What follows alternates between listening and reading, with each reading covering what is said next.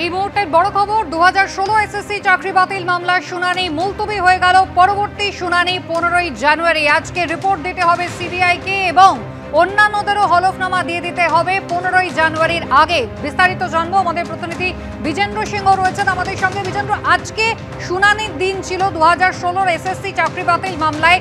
শুনানি কি কারণে হলো না এবং তা আগামী সপ্তাহ পর্যন্ত মুলতবি হলো?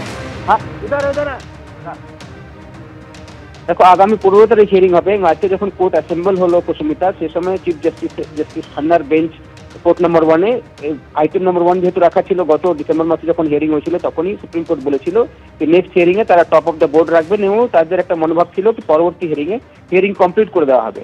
আজকে চিফ জাস্টিস যখন বসেন তখনই বলেন কি তারা ইতিমধ্যেই এটার গত মাসে একটা লেন্দি হিয়ারিং করেছেন এবং তারা নেক্সট হিয়ারিং এটাকে কমপ্লিট করতে চাইছেন। আজকে কোনো কারণে হিয়ারিং হচ্ছে না এবং তিনি বলেন কি তবে আগামী সপ্তাহে সোমবারে তারা প্রস্তুতি নিচ্ছেন, এটাকে হিয়ারিং কমপ্লিট করতে হবে।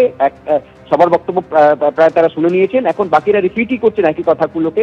যদি আরো কোনো বক্তব্য থাকে তারা লিখিতভাবে জানাতে পারেন। তখন বলা হয়, প্রশান্ত ভূষণ বলেন কি আগামী সোমবার ছুটি রয়েছে, সেক্ষেত্রে চিফ জাস্টিস বলেন যে তারপরে নেক্সট ডেট যেটা রয়েছে সেদিনই হিয়ারিং হবে, অর্থাৎ 15 তারিখ হিয়ারিং এর জন্য ঠিক করা হয়েছে। দুটো সময় ঠিক করেছেন চিফ জাস্টিস, দুটো সময় হিয়ারিং কমপ্লিট করা হবে। খুব সম্ভবত যে ইঙ্গিত আজকে আমরা সুপ্রিম কোর্টে পেয়েছি কুসুমিতা, সেটাতে বোঝা যাচ্ছিল কি যেহেতু এর আগে হিয়ারিং হয়েছে, তারা একটা লেন্দি হিয়ারিং করেছেন, আগামী 15 তারিখ হয়তো হিয়ারিং কমপ্লিট হয়ে যাবে এবং খুব সম্ভবত অর্ডারও হয়তো রিজার্ভ হয়ে যেতে পারে, যা একটা ইঙ্গিত আমরা পাচ্ছি।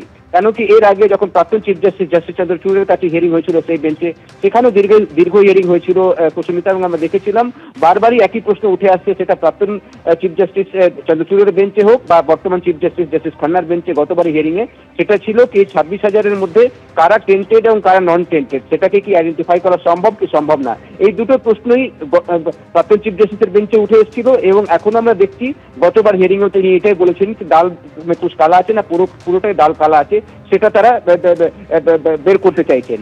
গতবার হিয়ারিং গুলোতে আমরা দেখেছিলাম একটা ফিগার এসেছিল এবং রাজ্য সরকার এবং কমিশনের তরফ থেকে বলা হয়েছিল কি এটা সম্ভব রয়েছে কি টেন্টেড এবং নন টেন্টেড গুলোকে সেগ্রিগেট করা যায়। তার কিছু তথ্য তারা বলেছিলেন কি সিবিআই এর কাছে যে ইনফরমেশন গুলো রয়েছে, হার্ড ডিস্ক যেটা গাজিয়াবাদে তারা সিজ করেছিল সেটাতে কিছু যে স্ক্যান কপি রয়েছে ওএমআর শিটে, সেখান থেকে আইডেন্টিফাই করা সম্ভব হয়েছে।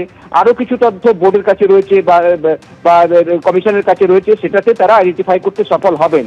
এবং একটা ফিগারও আমরা শুনেছিলাম এর আগে হিয়ারিং এ 8,300 নাগাদ এরকম আইডেন্টিফাই করা সম্ভব হবে যারা টেন্টেড রয়েছে এবং তাদেরকে দিয়ে দেওয়া হোক। সেটা যারা চাকরি পাননি, যারা কলকাতা হাইকোর্টে মামলা করেছিলেন, তাদের আইনজীবী বিকাশ ভট্টাচার্য বলেছিলেন কি তাদের কোনো কোয়ার্মস থাকবে না যদি সুপ্রিম কোর্ট এটাকে সেগ্রিগেট করতে পারে এবং যদি টেন্টেডদেরকে বাদ দিয়ে দেওয়া হয় এবং নন টেন্টেডরা যদি চাকরিতে বহাল থাকে তাদের কোনো আপত্তি থাকবে না। এরপরেই এখন সব থেকে বড় প্রশ্ন রয়েছে কি কিভাবে সেটাকে সেগ্রিগেট করা সম্ভব হবে কি হবে না। এখন যে রিপোর্টটা সিবিআই দেবে সেটার উপর সব থেকে বড় নির্ভরতা থাকবে, কেন কি সুপ্রিম কোর্ট বলেছিল যদি এটা সম্ভব হয় তাহলে সেটা তারা চেষ্টা করবেন কি সেগ্রিগেট করার টেন্টেড এবং নন টেন্টেডকে। সুপ্রিম কোর্টের দুটো অর্ডার রয়েছে কুসুমিতা, এর আগে হিয়ারিংগুলিতে আমরা দেখেছি যেখানে সম্ভব হয়েছিল টেন্টেড এবং নন টেন্টেডকে সেগ্রিগেট করা, সেখানে শুধু টেন্টেড বা যারা দাগি বা যারা দুর্নীতি করেছেন তাদের চাকরি গেছিল, বাকিদের চাকরি বহাল হয়েছিল। এরকম একটা দিল্লির কেস এসেছিল প্রাক্তন চিফ জাস্টিসের কাছে, সেখানে এটা সম্ভব ছিল না কিভাবে সেগ্রিগেট করা হবে, কিভাবে পার্থক্য করা হবে যারা টেন্টেড এবং নন টেন্টেড, সেক্ষেত্রে পুরো প্যানেলই বাতিল হয়েছিল, সবার চাকরি চলে গেছিল। তো এখন সুপ্রিম কোর্ট মনে করছে যেহেতু একটা লার্জ নাম্বার অফ টিচার সেখানে রয়েছেন, রাজ্য সরকারের তরফ থেকে বলা হয়েছিল কি টিচাররা প্রায় 5-6 বছর তারা চাকরিতে রয়েছেন, তারা এখন সিনিয়র পোস্টে রয়েছেন, এত বড় সংখ্যক টিচার যদি একটা স্ট্রোকে বাদ দিয়ে দেওয়া হয় তাদের চাকরি, সেক্ষেত্রে যে এডুকেশন সিস্টেম রয়েছে রাজ্যে সেটাতে একটা প্রভাব পড়বে।